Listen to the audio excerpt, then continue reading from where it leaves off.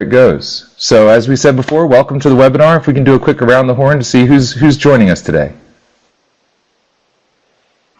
We'll start to my left. I'm Crystal Demas. I'm here with Goochland County. I'm an instructional technology coach servicing our elementary schools. Welcome, Crystal. Thank you. Hi, I'm Christina Whitfield, and this is Ann Keogh, and we're also with Goochland County instructional coaches for the division. Thank you guys for joining us, and thank you guys for hosting us too in the upcoming site visits. I know it's going to be really fun to be able to connect with you guys on your home turf. Thank you. To complete the Goochland circle, I'm John Hendren. I do not have a webcam on this computer, but hopefully you can hear me through my microphone. We can, John. Thank you so much for joining.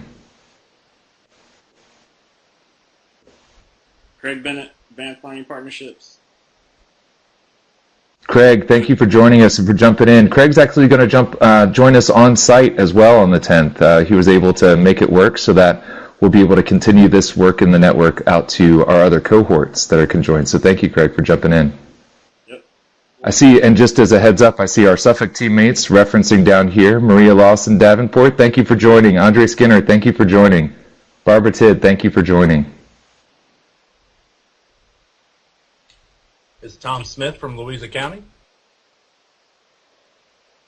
Tom, thanks for joining from Louisa, nearby. Thank you.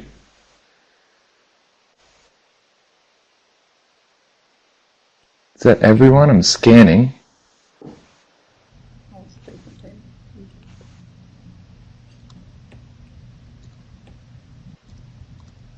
I see Livy typing down on the bottom. And Katrina Carey also joining us from Suffolk Public Schools. Thanks so much, Katrina. It looks like you guys' audio, just as a heads up, looks like your audio is working and maybe the mic is not working. That's totally okay. Amy, we can't currently hear you, although we can see you, or see that you typed. So thanks, Amy, for joining, as well as Libby Kitten. It's great to see you, Libby. And Maury Pace. Sorry for everyone. Libby and I have known each other from before, from previous lives in some ways. So it's great to see Libby over here. And Maury Pace, thank you guys also for having us over with Powhatan County. We're excited about that. I think scanning our reference here. I think that's everyone who's joined us. So thank you guys again for joining us. Suffolk County, Suffolk folks, very much appreciative of, I think it might be the mic, and that's totally okay. We'll pause periodically to check text follow-up messages, so that's totally okay. If you just want to interact via the chat there, that should work out just fine. But thanks everyone again for joining. I think I'll jump over into the little slide deck here, so that will take over your screens, and we'll sort of jump into it from there. Desktop. And here we go. So you guys should see my desktop right now. It looks like it on the little screen. And I'll jump into this slide deck here. So as is per usual, we'll basically start with the slide deck. I'm just going to talk at you guys for the next hour and a half. That's not how today's going to work, just for reference. We really wanted to make sure that we had a context around these site visits that are upcoming, as well as continuing to develop our understanding of the entirety of the Virginia's for Learners Innovation Network. So I wanted to give us some time for that. And that's today's webinar. The title being Observe, Describe, and Wonder is what we're going to jump into. So as we look at the slides, hi, just once again, Tony Borash. I'm too excited about basketball, hence the Bitmoji in the corner. And I'm here because I'm passionate about teaching and learning. As that reconnection to our other social media spaces, you can always find me at tborash on Twitter. And you can find us collectively at ALPLearn is our handle, and also our hashtag. If you ever want to connect up and follow in, that pretty much introduces our work in the best way that we can potentially do it. So it's our collective always speaking out in one voice. So that's a great way to do it if you're a Twitter user. If you're not, I can't make enough recommendations and plugs for the social media resource. I'll move into our quick huddle. So I'm going to ask the team really quickly to huddle up before we jump into all of the site visit connections. I'm actually going to suggest that everybody do a stand-up meeting, because normally I would do a stand-up meeting in this moment. So if you're able to still hear and see and stand up, I would invite you to stand up. I'm doing it right now. And with that stand-up within our huddle up, I just want to do a quick check-in with the school districts that are represented today. to see, the last time we stood together in a circle was back in Chesterfield County when people were first taking the initial steps toward their goals, and now we've taken some more steps since then. So I'm wondering if people can share briefly, if you're willing and able, some of the steps that you might have taken since then and maybe some of the questions that have emerged as a result.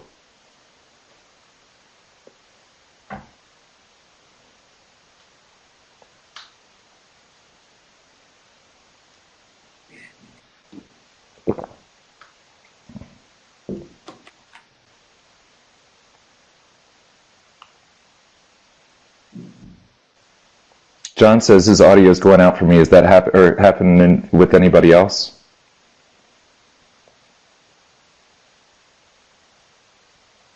Okay. Thanks, Maury.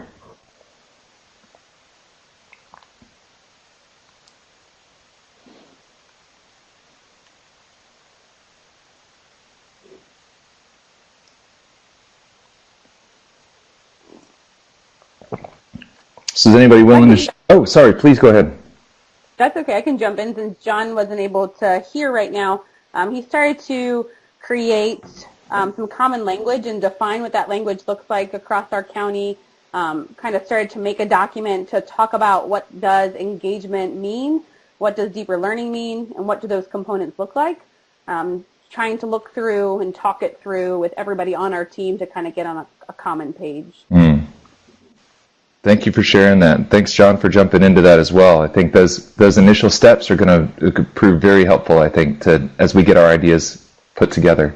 Seeing Suffolk City adding in there as well, that preliminary survey, and conducting another to get an idea of what people's understanding is around student engagement. I think that's such a powerful place to start, is targeting the stakeholders that we're trying to help support what their current level of understanding is, just like we would do with kids.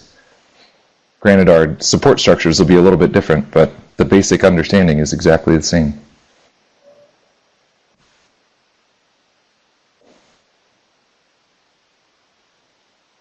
I'm seeing another reference, being the voice of Suffolk City right now, so I hope that's okay. But being able to start to identify the problem, outline action plans, brainstorm some things for improvement. Meeting with the superintendent to make sure admin was on board. That's great. I think connecting not just across the site-based stakeholders, but across all the lateral stakeholders as well, making sure that we're all on the same page. We're all on one big team. Any others willing to share some of the steps that you've taken up to this point? And the tiniest of steps is okay. There's no expectation on this.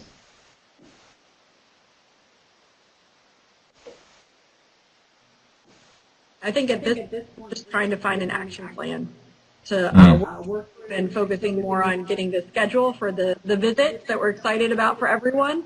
And so that was kind of our focus for our first meeting. We'll have another one this Friday to really detail out where we think we might be going. We had so many ideas from that 2-day event that we really needed to figure out what a focus was and what we would achieve first.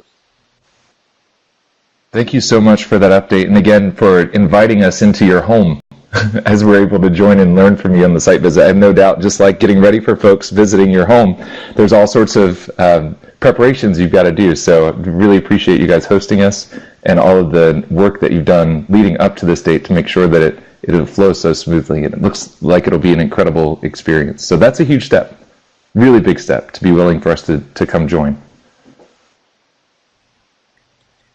I see Amy referencing planned recruitment strategy of early adopters. That's gigantic. Yeah, so I think based on what I'm seeing so far from what we're sharing, and please feel free to share additional ideas in the chat as we go, but it looks like we've got all sorts of different steps that people are taking that'll help us collectively move forward in a common direction. So we will learn from all of your experiences. That's part of the reason for these regular connections as a team. So thank you guys for sharing those. It's powerful. And I'll say one step no one here referenced, but everyone here it's true of. You're here today. That's a step in and of itself. We appreciate you joining us together to be able to continue to learn. So thank you guys for taking that step. We'll jump into our next slide here, just as a reminder of sorts of what it is that we're going after, what it is we're trying to learn.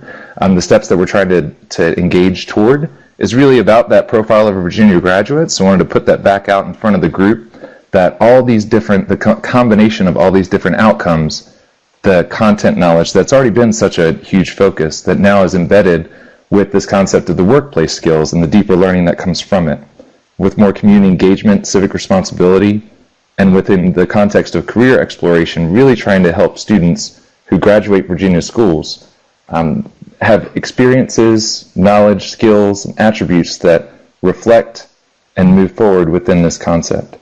And each one of the steps that you guys are referencing is getting one step closer to every graduate that walks out of your schools with this opportunity. It sort of gets into a little bit more depth. You might have seen these in the different slide decks that the Virginia Department of Education has released around this development. This might even be an older slide because I know it's something that continues to evolve over time. So I just want to put that back in front of us because those are, in a lot of ways, what we're trying to engage action toward into embedding in your schools.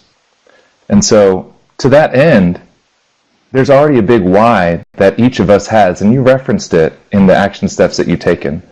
Some of you have already identified really clearly what that why is. I remember conversations around trying to define student engagement that was a high degree of alignment between the group, or the common language around the 5 C's and what that might look like, sound like, and feel like for those outcomes that we have for students.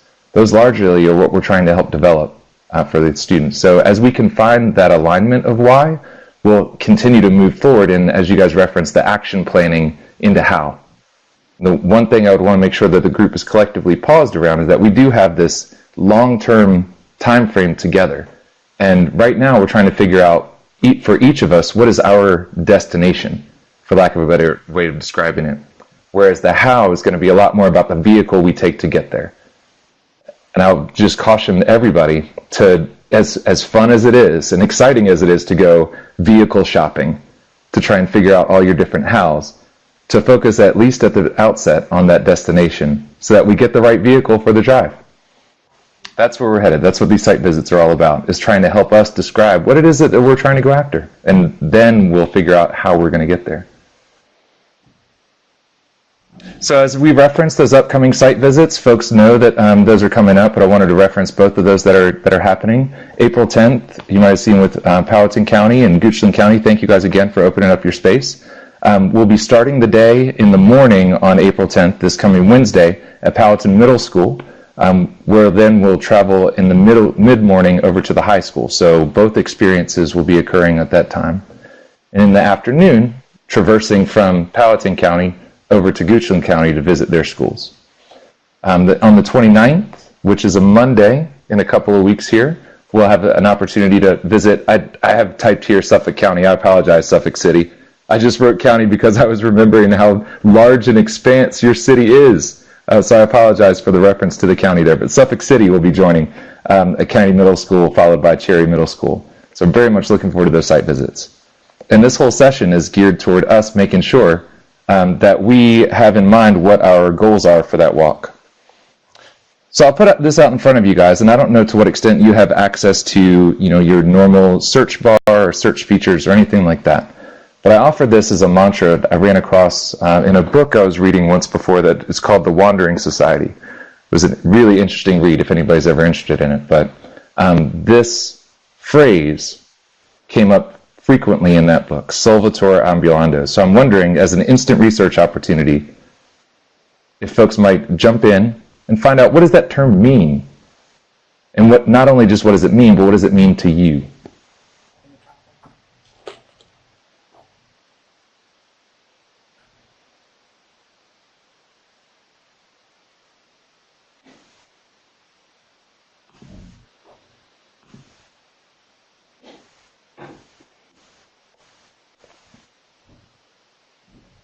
So our I see. little Google search has shown that it is a Latin phrase that means it is solved by walking, and typically refers to a problem that is solved through practical experiment. I'm seeing it referenced here as well there. Problem that's solved by practical experiment. Anyone else find something similar or interestingly intriguing to you?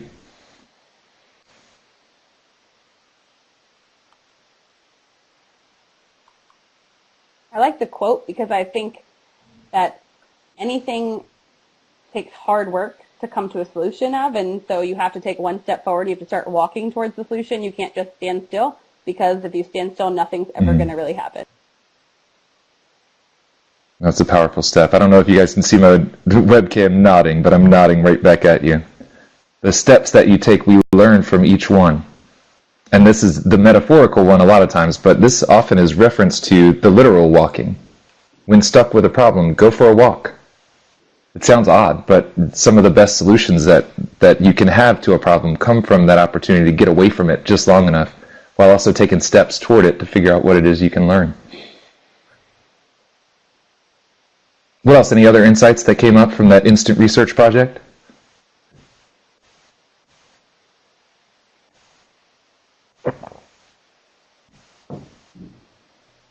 This is John. It reminded me of our instructional rounds process that we do in Goochland to visit classrooms. It's an informal walkthrough, and it's followed by discussion by those participating. We kind of use the process that others use for instructional rounds, but it's mimicking the rounds process from a hospital. Doctors talking about the care that patients are receiving. We feel that those discussions are important about what we see and how in line they are with our values.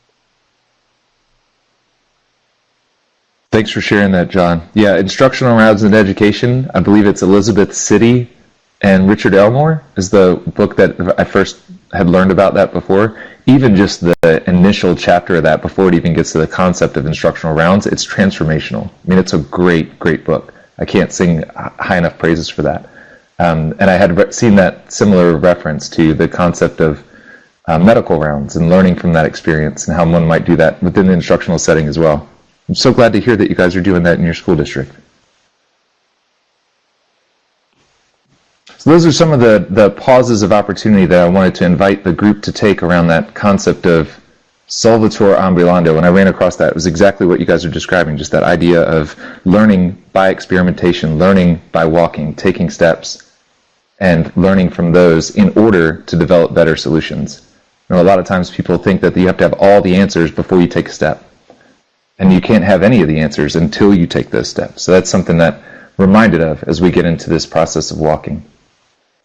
So as we jump into these site visits and start preparing a little bit for those, I would ask, just as we think about what we might see on these site visits and how that might influence our actions. Because that really is the ultimate how of these sites, of the site visits. We're not necessarily going to see, although we're going to see great practices across Powhatan schools, Goochland schools, Suffolk schools. We're going to see all sorts of incredible practices that we want to share far and wide across every place that we can find. And that'll be great. Though that's not in and of itself the purpose of our site visits. Let's say our site visits themselves are there for us to be able to gather seeds of opportunity that'll help to inform all of the common language that you guys described before. We want to make this as real as possible. And the more that we can access those connections in a real setting, the more likely it is that we're going to land on the language that is truly common and shared as we continue to move forward. Hopefully that will influence a lot of the actions that we take. So I've got a couple of different slides that would follow this one that just help us to frame a little bit of that walk, and I would invite some questions around that as we jump in. This one section that I really like to make sure that people think about around the observations in general, but site visits and learning walks in particular, is a couple of different, almost like focused bullet points.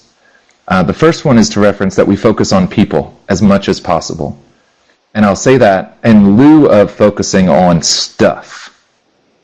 The biggest thing that we can do is to see what are students doing in the classroom and be able to reference what it is that we see. And what are teachers doing as we see it? These are all the different aspects that we're trying to develop and understand, so we need to be able to focus on what they're physically doing. We're going to see all sorts of great stuff.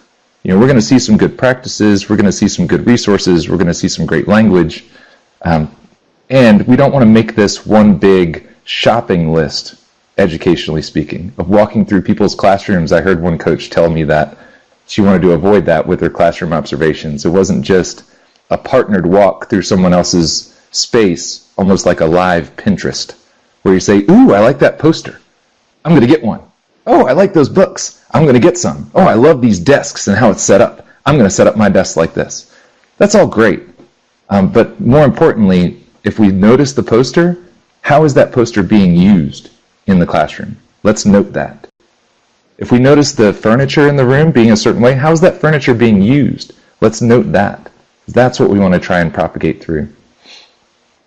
But also offer that we write what we see. And I say write loosely. We're going to have some different resources and protocols to capture what it is you see. But really, it would almost be like capture what you see. In some ways, capture what you hear, as much observable as possible. I saw down in the reference in the chat, Suffolk City had referenced, are we focused on both positive and negative? And I would say yes, definitely. When it comes to our classroom visits, we definitely want to learn from the things that bring a smile to our faces, a smile to our hearts about the work that's going on in our classrooms. And we also want to note the things that maybe we're puzzled about. I would almost say if they bring an initial frown, then the first thing we want to wonder is, where's that frown coming from? What is that I'm noticing that I might want to see look and sound a little bit different in the future? And we'll focus on that aspect. But I would say our goal is not to necessarily walk out of any of these rooms saying, oh, this is great, and oh, this is bad. Because that by default, either side is evaluative. We want to make this as observant as possible and trying to set that judgment down and to really focus on what it is that we see as a result. Because again, the goal is for us to be able to find the language that helps to frame our common language. And everywhere on the continuum that we have is going to be a helpful piece of information for that common language. So I would put that on our team to reference, and we'll bring this back when we first get started, but I can't impress enough how important it is that we come in as observers in that role. I almost get too, I would almost say like religious almost, for lack of better describing it, around the concept of observing with a background in science education, that we want to start with as few inferences as possible and as many observations as we can. I'll move into next, both being descriptive, especially about what we see and what we hear, to be as descriptive as possible with that. Because the moment that we leave that room, we will never necessarily see that or hear that again. So we need to be as descriptive as possible about what we see so that those notes and those ideas come back with us to the larger collective. And in the same veins, we want to be as specific as possible. That not just generally what we see, that poster is great, but what about that poster is great? What about the use of that poster is great? How do we notice that and bring it forward? So trying to be as specific as we can in that regard for these walks. That'll really help to frame, I think, our collective, what we get out of this experience. I'm going to pause there just for a second to see if anybody would add anything to that list based on your own experiences from learning walks or things like them.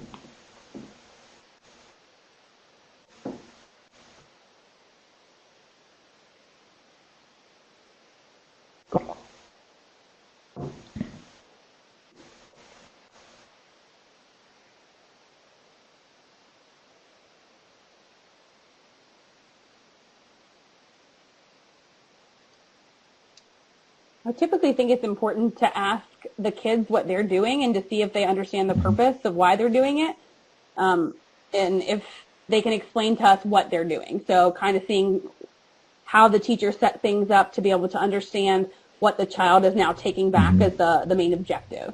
No, that is a question that comes up frequently on walks. If people don't do site visits a lot or don't do walks in classrooms a lot, they get that pause, even from what I heard you say, that pause of whether or not it's okay to talk to kids, that whether it's okay to talk to people or to disrupt the environment. And I would say, trying to limit disruptions as much as possible, going to talk to the kids is really helpful. It's really important, really informative. And the questions you referenced, what are you guys doing? What are you learning from it? My favorite one has been on a scale of the easiest thing I've ever done and the hardest thing I've ever done. Where would you put what you're doing right now? Not because you want to know their answer, but because you want to be able to ask them. If they put it right in the middle, they usually say something like a 5. It's like, out of what? 5. Usually between 1 and 10 is what they're setting as. So if they say 5, then ask them, why didn't you say 3? And they tell you about what's a little bit challenging about that task. and then ask them what would make it a 7. And they'll tell you. They know what it is that's challenging to them, what's interesting to them. It gives you a sense of what they think the purpose of the work is. That's a little bit of an inference, but the ideas that you bring back from that observation can be really helpful. Thank you for bringing that into the room. That's great questions, or great additions to that. Any others that folks would notice about site visits, things you learned? Tony, this is Tracy from Powhatan, and I just would encourage anyone who's visiting to interact with our kids. They're used to it. They don't mind having conversations. They will share with you sometimes more than you want, but please feel free to interact with them. They are always a great resource for information. Cool. Thanks so much for that invitation, Tracy. I appreciate it.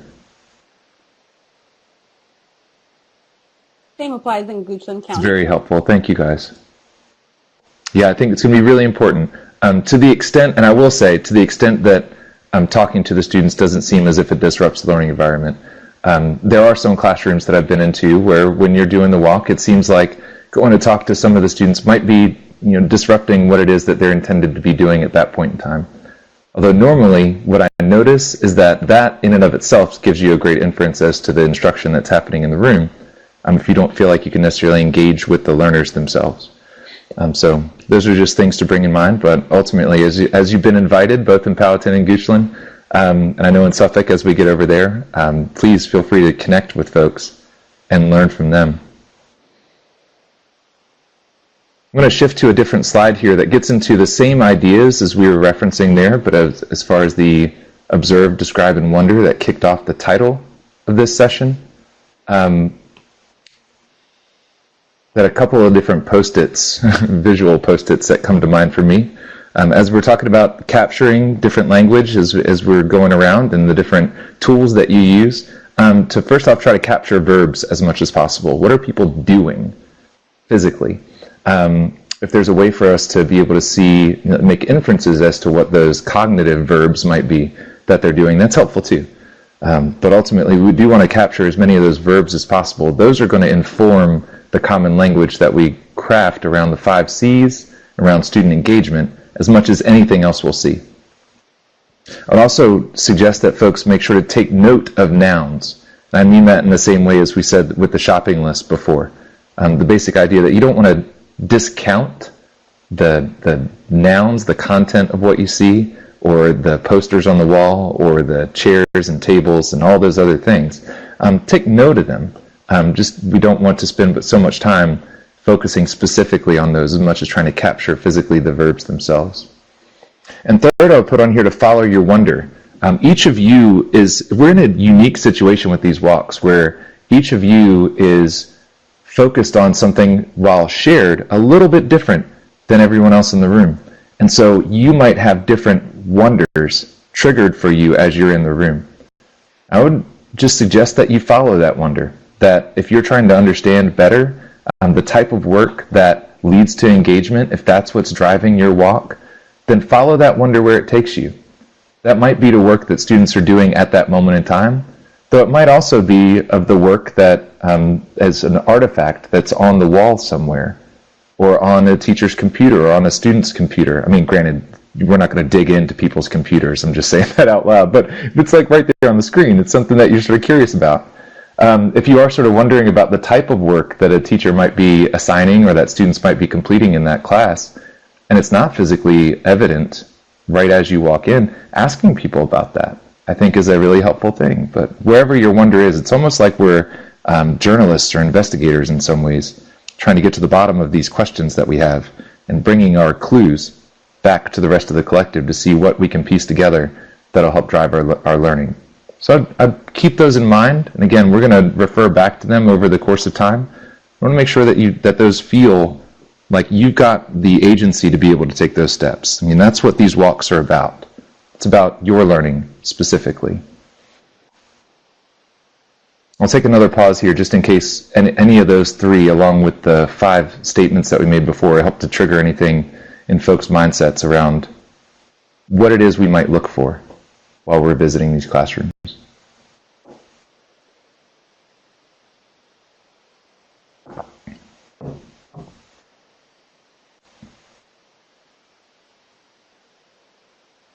one thing that just came to mind for me, and I just want to make sure to share it, as I said, while we walk these people's classrooms, I realized that we'll also be walking people's hallways.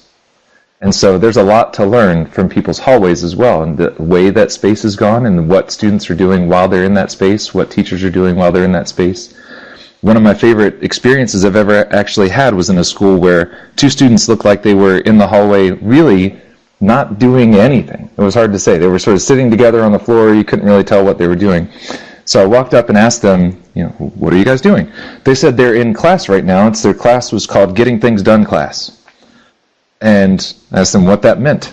And they said, well, a lot of people will call it like a study hall or something, but it's not just about going to that room and spending time until your next class. We actually learn skills like managing our time and making sure that we're getting everything done that we need to do, hence the title of the class, Getting Things Done class. And so I asked them, well, what are you getting done then? And they said, well, yesterday I actually one of the students had said, yesterday I actually went shopping for a birthday present for my mom. And the reason I did that at that time was because it was the only time I play sports after school. I get in early for different clubs. I actually had that a really full week this week, and the only space that I had available to me was during this moment in time for me to get a present for my mom. So that's what I did. And I thought, oh, okay, well, it sounds like real life in some ways. I asked the student next to her, do you do that too? And she said, no, she's only a freshman. So not only does she not have her own transportation, but also she hasn't developed almost the agency and been empowered to take those kind of steps. She's still learning and building up the trust of opportunity to be able to do that. So the privilege that one student had wasn't offered to every person across the school. It was something that was earned over time, and just like any other privilege, something that might be removed at some point if it needed to be. I just thought that was fascinating, just the kind of thing that you happen upon because 2 students happened to be in a hallway working together in a way that I didn't understand. So I followed that wonder and learned a lot from it. We just offered that there's going to be a lot of opportunities for you guys to do the same in the schools that you're in. Maybe not in that same way, but something that you're wondering that is right there ready for you for the taking. We'll just sort of empower you, give you the agency to be able to take that.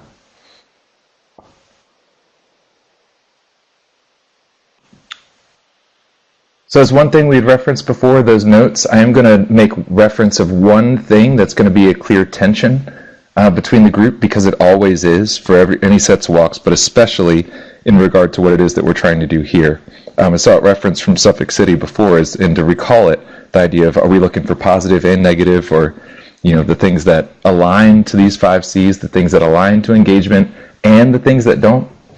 We are no doubt, I'm so appreciative of Powhatan, Goochland, and Suffolk all opening up your classrooms. We're going to see a lot of great practices. We're also going to see things, by default, that are not our ideal.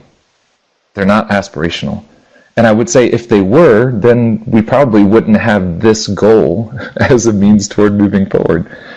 We would be focused on something else. And that's okay.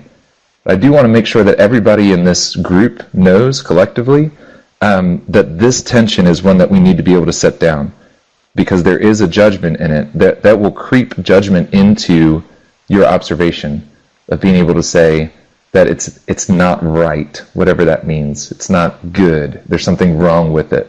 And I just want to make sure that that's not what we're looking at right now is current state, whatever current state is. When you feel that tension between the current state and the ideal state, note it. It's important. And set it down, because that has no place really on our walk. It might have a place in our debrief as we start to unpack what ideal might look like from that current state that is on its way, because that'll inform our common language. But within the space, the judgment that comes from whether or not something is good or bad, right or wrong, those are the things that we want to try and avoid as much as possible, or at least note and set down as much as possible. We don't want those coming along on our walks. So I felt like it needed to be said that it's important to reference that out loud. Before we jump into some we've got a couple of different resources I wanted to share as different ways that you can capture what it is that we learned from this, but I did want to pause here, given that we did talk about some different things to focus on over the course of these walks. If there's anything that anybody in the group would offer Tom, I noticed that you jumped out, and that's totally okay, as we said before. Thanks for joining in. If there's anything that the group might offer as other suggestions or recommendations for those of us who are going to be walking together on Wednesday.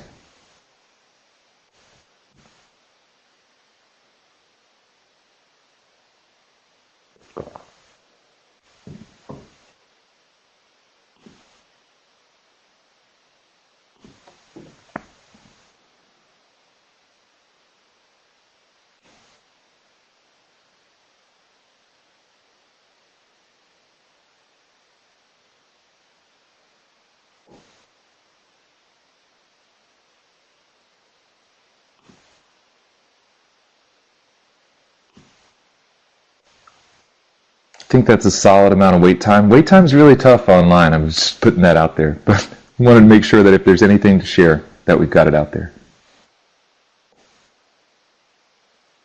I believe we have my screen still up on here, so I wanted to share a couple of different resources that some of which we can use over the course of these walks to be able to learn together. And these are links that I will share through a larger email to everyone, as well as within our network here, so that we have them if they're the kind of thing you want to use. This first resource, Craig Bennett, who's on the call, has a reference to this one that is a type of resource that we've used before that helped to frame learning walks. So it's almost a protocol in a sheet. And a couple of the things that it helps us to focus in on. First off, within this, that you frame your goal. A lot of times these sorts of protocols themselves tell you what to look for. And that's totally fine. For these purposes that we have, each of you has a different goal as we reference. So having that front and center on whatever you take your notes on is going to be really important. These other sections that really help you to frame how you're going to practice listening or what you're trying to practice as you observe, and also the lens that you're using to look through today's classrooms as you walk through. It's really important, again, to frame that. Reference considering the district instructional framework. That could be what you're designing right now. And if that's the case, reference it. Put it right here. Maybe for those of you who are focused on 5 C's, you don't want to focus on all 5 C's during your walk, but maybe just on collaboration, just on communication, just on citizenship. Whatever that is, capturing that in some way to help frame your lens, just as that student on that visual representation was framing their lens for their observation. It's going to be important. These parts down here are a little bit more about the observations and the wonderings that you might have within the space. So it's a space to be able to capture things that you see and hear. Again, these are not meant to be boxes to fill out in their entirety, but rather questions to help drive your thinking. Ways to be able to see what you notice or see, as well as the things that you wonder as a result. Down below these are some suggestions on assumptions that you might be making, which I found to be a really interesting one to note, that some of the things that we think we see are our assumptions about what's happening versus what's actually happening. So asking that question of what am I assuming to be true is a helpful thing to frame. And some questions you might ask either as a follow-up within the classroom or as a question to those of us who are representing the larger team in the site visit debrief, anything like that, some questions that come to mind as a result of that walk. Here's some things that this document helps to collect. And last it says toolkit resources I will consult or suggest. Those might be some things specifically in reference that's on that collective Virginia's for Learners hub you might reference back to that would help you either guide your next steps or guide new ideas. So this is one type of protocol you might use. I'll bring this with the group and ultimately use this probably because Craig and I are actually iterating on this frequently. This is an updated iteration of it in and of itself. So we want to be able to use it as a tool and see what parts we learn from it and what parts we might change over time. Right next to it, I'll put another document here. There's a school district I work with right outside of Austin, Texas called Lake Travis Independent School District. And they are currently undergoing a shift in their learning model to what they describe as the learner-centric model. They have aspects of teaching and learning that are focused on learning being social, and that would be a community-based approach to learning. Learning is inspiring. I want to go in the same order they do, where they focus on sort of a design thinking approach, and in particular on authentic learning experiences that embed the real world out into their work. learning is dynamic. That's sort of a 24/7, anytime, anywhere type approach that they're trying to embed within their schools and promote within their schools. And learning is empowering, which is a lot more about students being the owners of their learning, being in control of what it is they're learning and why it is they're learning and what paths they're taking in order to learn. So every principals meeting, this is actually a resource that's used during principals meetings. They actually meet as a leadership team at one of the school sites, and they start that principals meeting every time by having a site visit where they just break off into the school and go on this walk to look for some different data. And I call it data, and it's much qualitative in that sense. They bring this data back, this information back to the site leader, who then walks the rest of the group through their current problem of practice or their current challenge, and being able to invite the rest of the leadership team to collaborate with them on that current challenge and the action plans that they're taking as a result.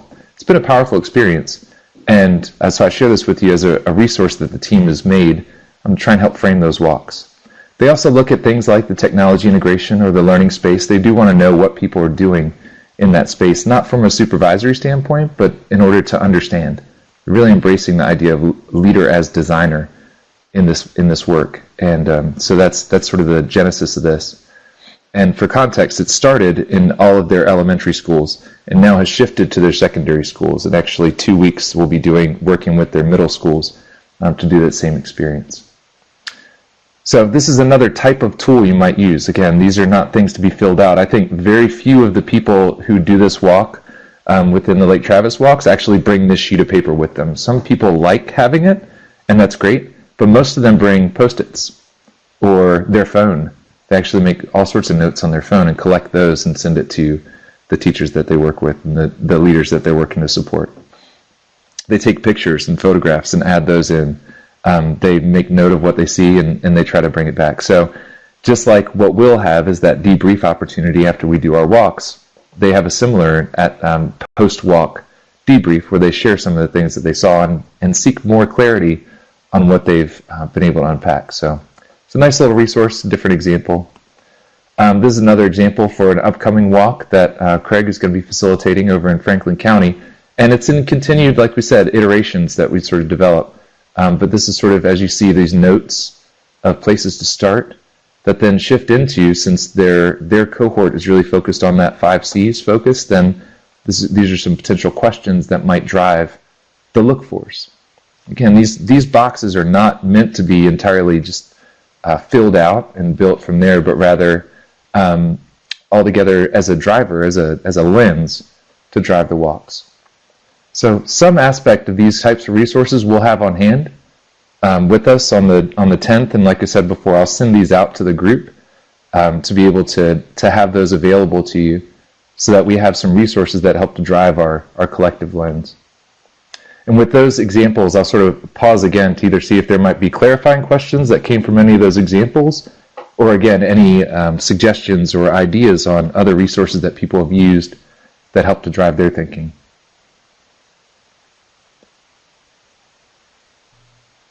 Tony, excuse me, this is John. I have a pragmatic question, just thinking about hosting folks this week.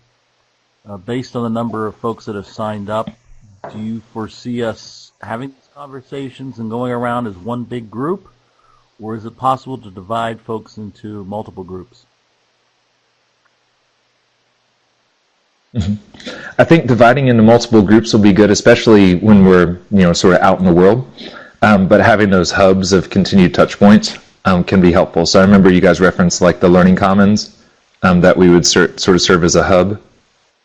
That would probably be a good way for us to frame the time and make sure that we had what we were looking for, and then a chance to debrief collectively what we had seen. But in terms of the actual walking in the sites, I think breaking into those 2 groups so that we did have maybe one group going through the middle school, one group going through the high school together.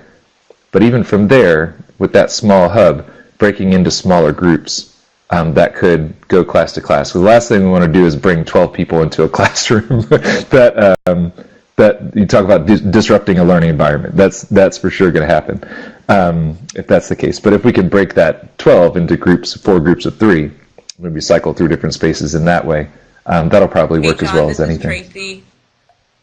I just wanted to let you know that we are going to probably have 4 separate groups, and we've identified the classrooms that we're going to go into and the spaces that we're going to go into, and then we'll just rotate everybody through those spaces in those smaller groups. That's the way we're going to attack it.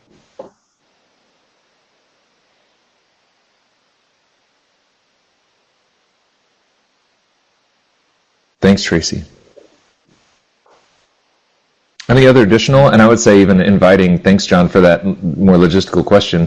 Logistical questions are great too. So if there are others like that or anything like it. See John saying, thanks, Tracy.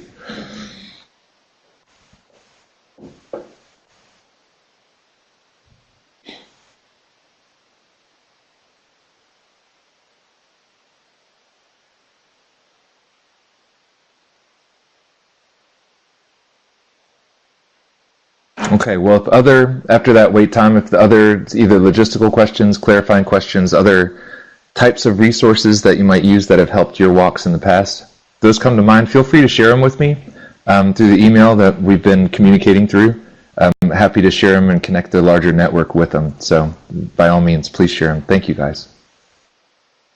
And I think that brings us to that idea that we're going to try and see opportunities as we move forward within these walks. So keep it in mind that our goal is to use this moment in time to understand better where it is we're trying to head and how we might get there. So those are the sort of creative constraints that'll help us move forward. And with that, I'm going to actually invite this opportunity for a little bit of an exit slip. So as we get ready for this learning walk as it comes through, this little exit slip, people have probably seen something like it before. The triangle, square, circle. I'm actually going to copy and paste this link right into our chat box here. So that way it's one less thing to try and write down, capture in that way. So with that link, there's a little Padlet that's inside of there, and it has 3 different columns. The triangle one being sort of the 3 points. If you had 3 points in mind that sort of most resonated with you about the key takeaways from the webinar that we walked through around this focus on site visits, just adding those 3 points there.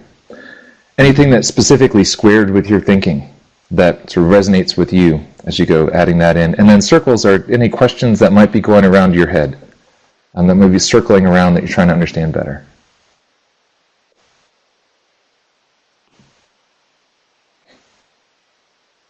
Actually change to that on our screen so that we collectively have that in front of us, although I'm sure you have it on your screen as well.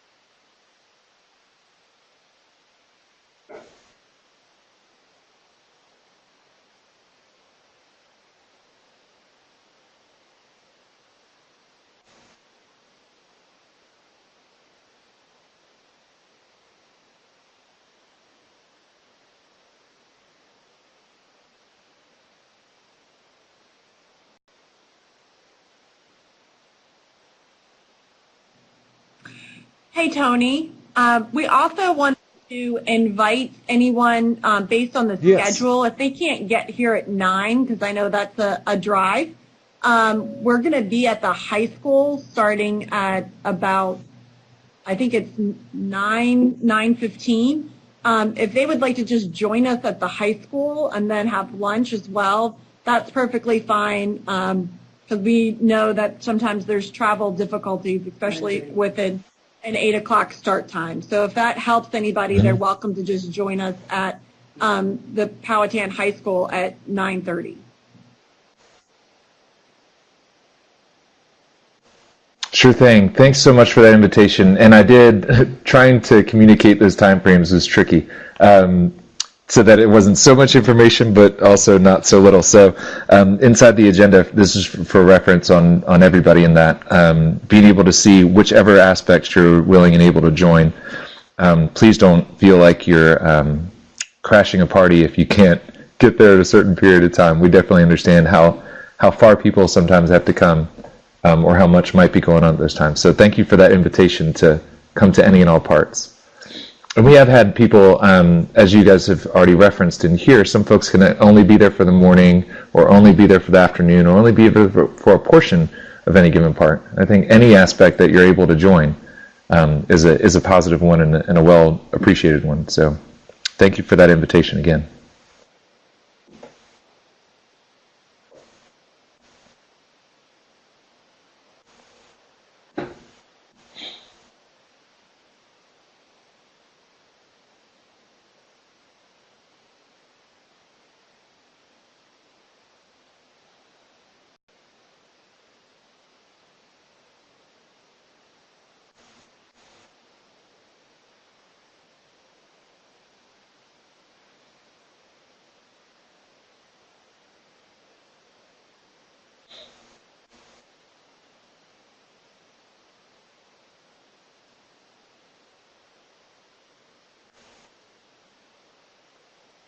As a way of referencing a couple of the things that are happening in this little exit ticket, and appreciative again for filling out this little response here. It'll still be here well after our webinar, but John, I'm referencing that you're excited to tour our schools with some visitors. I think that outside eye is really powerful and a new one to be able to see. And seeing your response made me remember that we may well, have opportunities for these new eyes to see blind spots that we wouldn't necessarily notice otherwise. So just like each of us is going to want to make sure that we have our personal why for what it is that we're looking for and trying to learn more about, I would invite Powhatan and Goochland, as well as Suffolk, when we get together and later in the month, to frame at least some of what your why is too, just enough for us to be able to give really clear a clear lens and perspective toward what it is that you guys are trying to grow in. I know that the welcoming piece will really help with that a lot, to try and help frame that time, but at the same time, just wanted to invite you guys that it doesn't co-opt our reason for being there if you share the things that you guys are trying to learn from as well.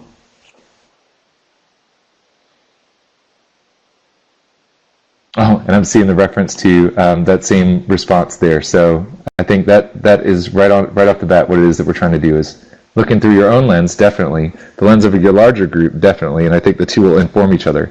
And then the lens of our larger group and or the schools are all totally okay too. So as far as the goals for the walks themselves, I think that's going to be that we each get more and more information and insights into the common language that we're seeking to try and craft for our respective school districts. And that will just ultimately come in a lot of different formats.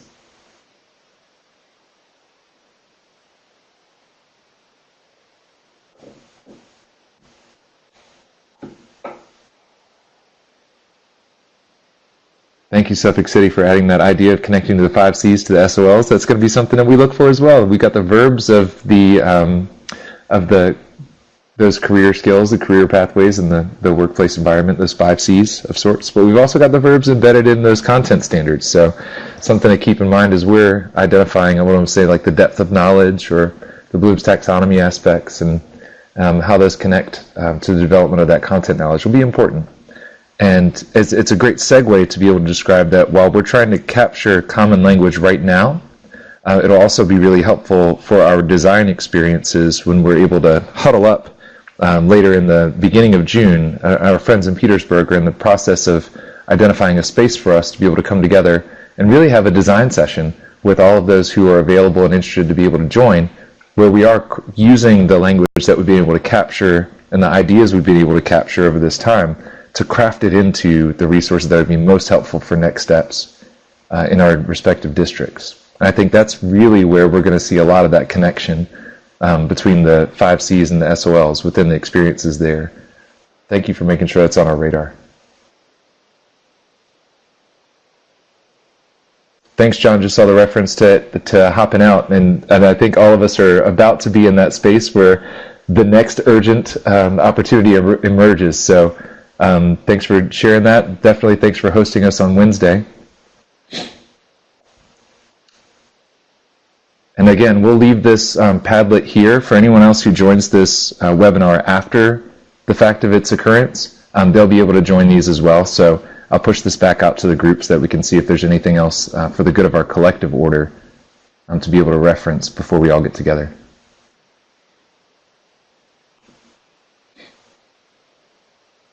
But as we go our separate ways, I just wanted to say, knowing that it's being mindful of everyone's time, again, very appreciative of the time you've been able to spend here together with the team. Thanks again. With any contacts or questions you might have, please feel free to use me as the conduit for those questions. The email address, again, tony@advancedpartnerships.com, or feel free to just reply to the hopefully not too many emails that I've been sending your way.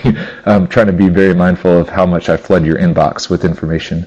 And again, you can find out on Twitter at tborash or at ALPlearn and hashtag ALPlearn. Please feel free to share whatever it is, connect in that way, and we'll continue to try and amplify each other as we go through this process.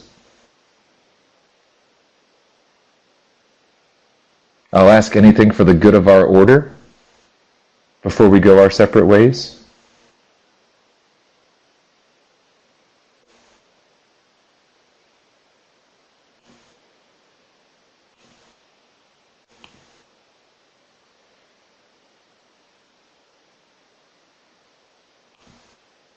Oh, great question. That Suffolk just pushed out there, so I'm going to shift over to here to be able to see.